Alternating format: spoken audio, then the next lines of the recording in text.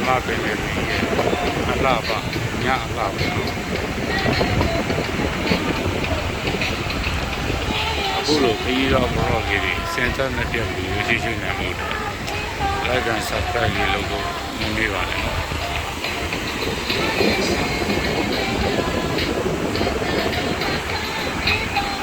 ဒါမြန်မာရေပင်လေမြန်မာပင်လေကြီးပေါ့ချောင်းတော်ရဲ့ည view လေးပါ